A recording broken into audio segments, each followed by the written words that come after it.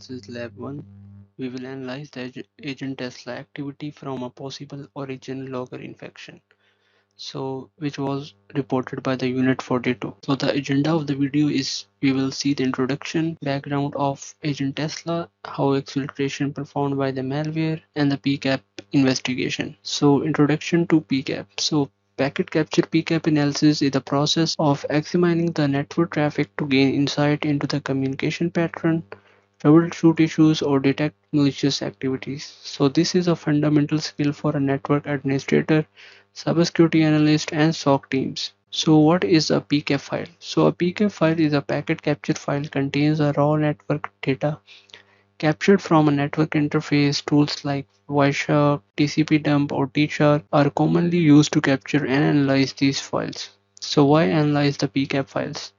So the first purpose we can see is as following: troubleshooting. So in order to identify the connectivity issues, low performance, or misconfiguration in the network. And the second purpose is what we are going to do is to detect signs of intrusions, malware communication, or exfiltration attempts. Last but not the least is learning in order to understand the network protocols and communication patterns as well. Agent Tesla background. So the Agent Tesla is a well-known remote access Trojan, also known as rat and info stealer malware. It has been active since 2014 and is widely used by the threat actor due to its simplicity, affordability, and effectiveness.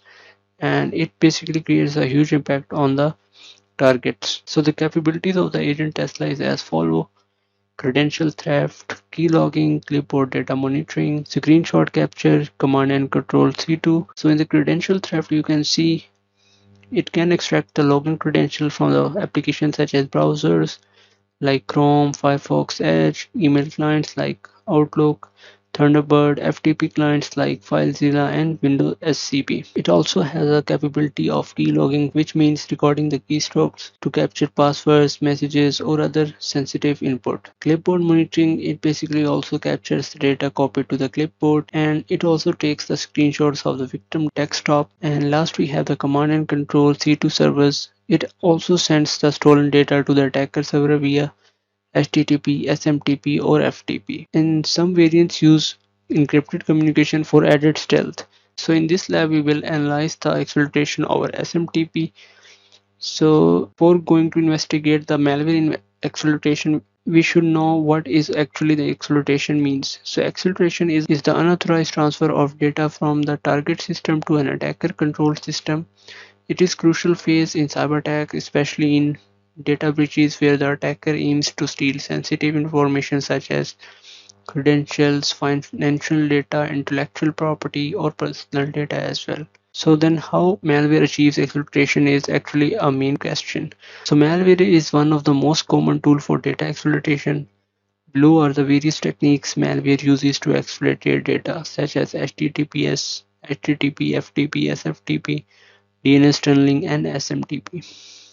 So in the case of HTTP and HTTPS, malware packages stolen data and send it to the command and control C2 servers using the HTTP and HTTPS to evade the detection. Next we have FTP and SFTP. So file transfer protocol are used to upload sensitive data to remote servers, can also abuse the FTP and SFTP for the exploitation purpose. Then we have DNS tunneling. So data is encoded within the DNS queries to avoid the network monitoring systems. Threat actor also abuse SMTP, simple mail transfer protocol, which is widely used protocol for sending emails. So the attacker often exploit SMTP as a method for exfiltrating data because it is a common trusted protocol that is less likely to be flagged by the security systems.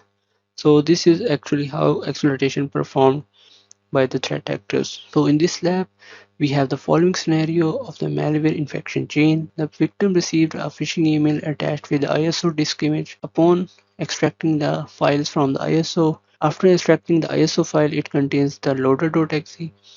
Victim double clicks the loader.executable, which copies to the persistence location. The persistence location might be a startup folder or auto run key or in the scheduled task.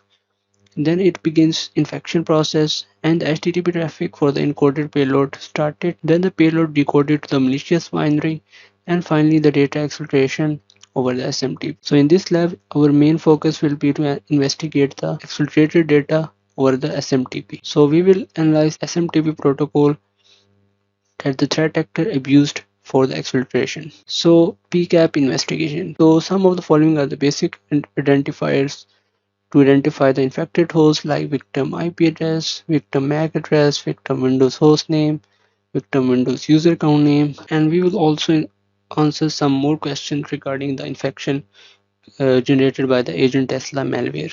So let's start the practical here. So in this lab we will analyze the malicious traffic generated by the agent Tesla malware. So this is the infected traffic we have in the form of PCAP file. We will analyze this in the Wireshark. So just right click on the PCAP file.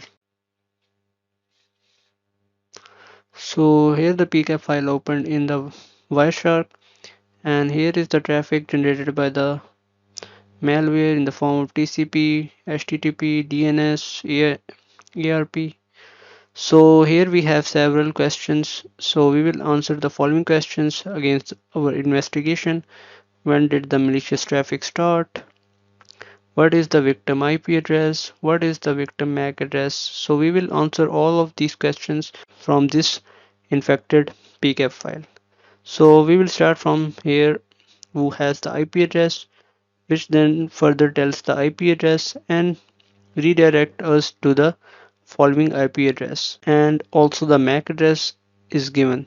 So and from here below you can also see that something requested from the source IP address in the form of get request, which is a PNG file. So this is the source address, which is the victim host IP address, and here is the question, what is the victim IP address? So we got the victim IP address, which is generated by the malware from the source address as follow. What is the MAC address? This is also here we can see in the packet PCAP file, which is BCEA F82274FP. Then we have first question left. When did the malicious traffic start in UTC? So for this we will follow the packet in the HTTP stream, and here we have the 200 OK, and here you can see the date when the malware executed on the system. So this is the malicious traffic is started on 5th January 2023 in GMT, but you can convert the time into the UTC.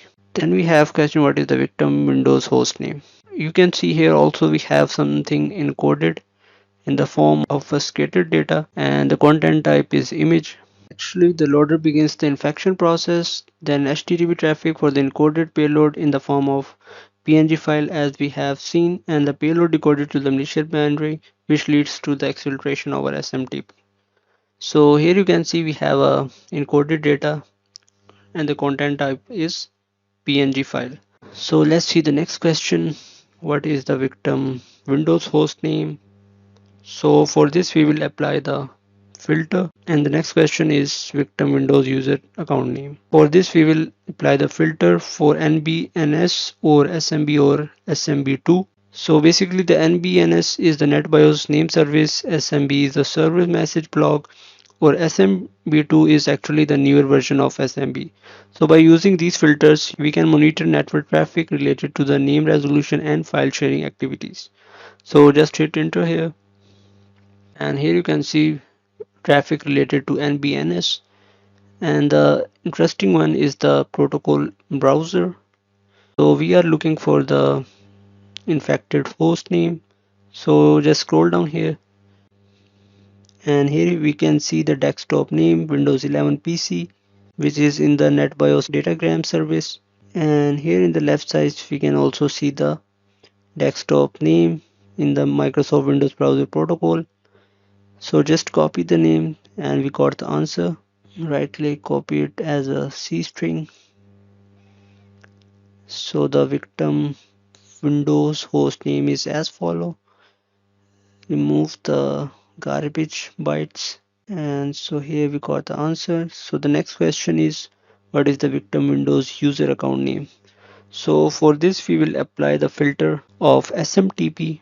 Apply filter SMTP, which is basically a simple mail transfer protocol that used for the sending email messages between the mail servers and from the email clients to mail servers. So you can also recall that the exfiltration was performed by the SMTP. Here we have the password for the mail address, email from where the email was sent, and the recipient email address information we can clearly see in the traffic. And this is the subject for the email, PW Windows 11 user, desktop Windows 11 PC. So this is how basically the attacker exfiltrated the data in the form of email. Follow the TCP stream, and here you got the information regarding the desktop, which is infected user. Authentication login is succeeded, password for the email, and here you can see the address from where the email received and the recipient. This is the information regarding the header, and here is the subject for the exfiltrated data that sent over the SMTP to the threat actor. And this is how basically the threat actor exfiltrated the data from the victim PC. Exfiltrated data is actually in the form of TX text HTML, and you can see the time information, name of the user, name of the victim PC, OS full name, Microsoft Windows 11 Pro, CPU information as well. And so we got the answer for the next question. What is the victim Windows user account name, which is Windows 11 user? This is the name for the Windows user account name. Next question, how much RAM does the victim host have?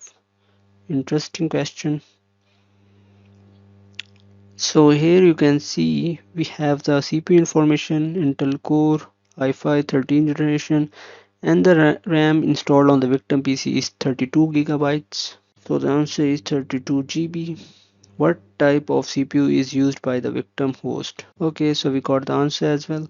Intel Core TM i5 13th generation. Next question, what is the public IP address of the victim host? So sometimes the threat actor also steal the IP address of the victim as well. So also mentioned in the exfiltrated data. What type of account login data was stolen?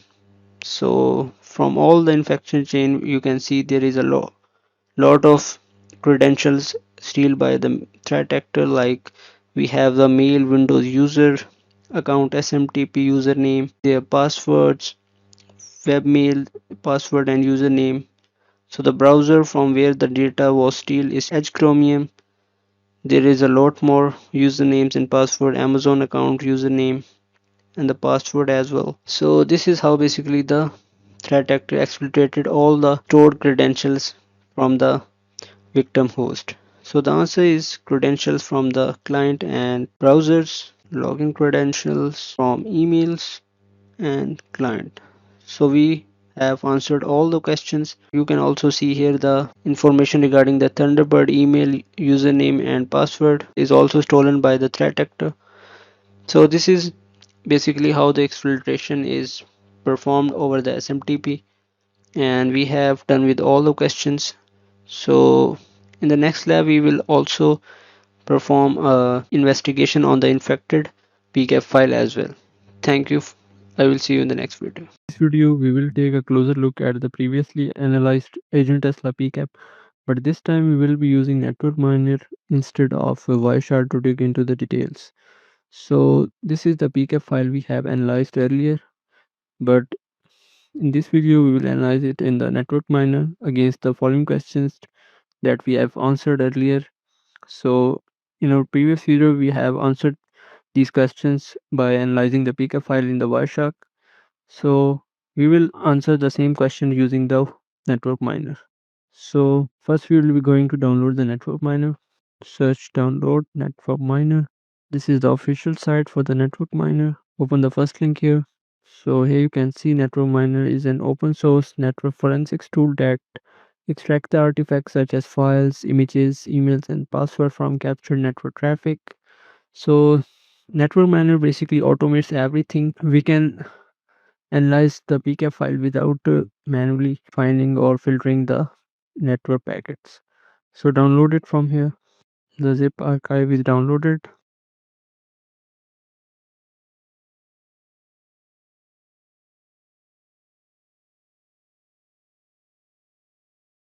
Create a new folder, paste the zip archive here. Now you have to extract the archive, extract all.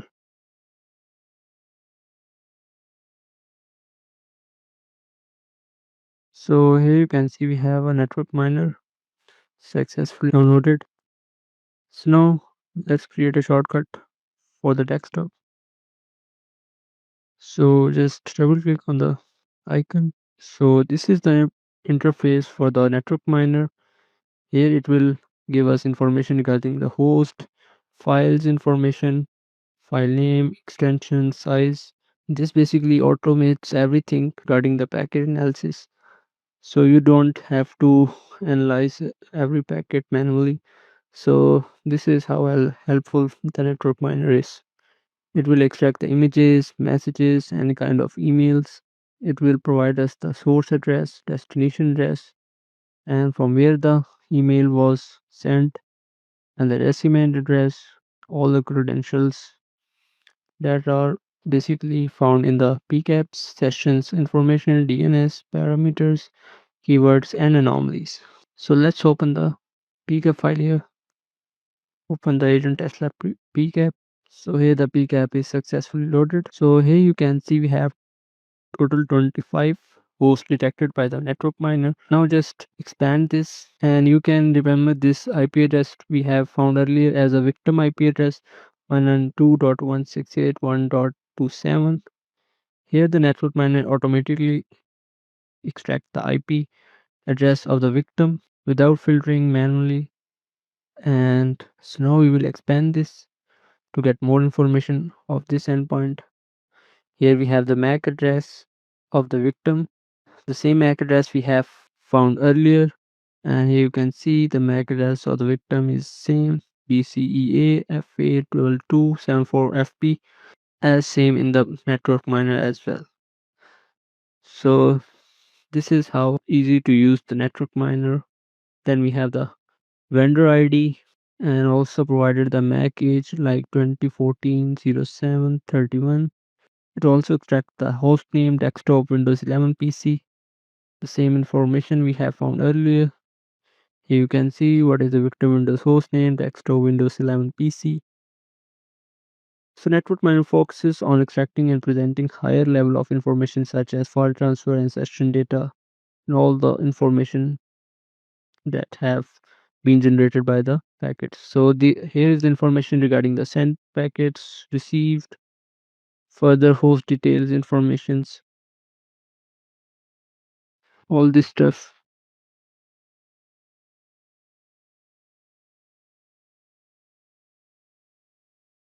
Let's open the file tabs and here you can see we have different kinds of file types here: PNG, HTML, CR files, nothing in images. Here we have one message, looks like an email. Content type is HTML. Email sent from the following and recipient as following email, date at the time when the email was sent. Here is the same date. Malicious traffic starts in UTC. Both the information match. So this is how network miner is very easy to use and helpful for quick analysis as well. Here is all the information that were exfiltrated by the threat actor. All the password, usernames, OS full name, Microsoft Windows 11 Pro, CPU information, and here we have the Windows user account name. So the victim Windows user account name was Windows 11 user, also found here. Then the next question was how much the RAM does have victim. This is all factored here. RAM is of 32 gigabytes, and here is the CPU information as we have extracted earlier. CPU Intel Core TM i5 13th generation. So next question was what was the public IP address? So let's see if we found. So here we have the public IP address 173.646.112, and last what was the account login data was stolen by the malware. What type of? So these are the usernames, passwords, and the application name from where the threat actor steal the credentials, all the username passwords from browsers and emails. So this is how we can answer the threat actor have steal all the browser information and email information. Also here you can see we have the MD5 hash of the pcap file. So this is how we can automate the pcap file analysis via network miner. Here is one more interesting thing. It also extracts the credentials from the pcap, username, password, valid login, yes, first login time, and the protocol was SMTP. So this is how threat actor login to SMTP server. Very interesting information here. Here is the session information. Also, we have some DNS information, parameters. Different parameter was generated over the network like get request, host, HTTP response. So this is how you can analyze the PCAP file without need of manual analysis. Thank you. I will see you in the next video.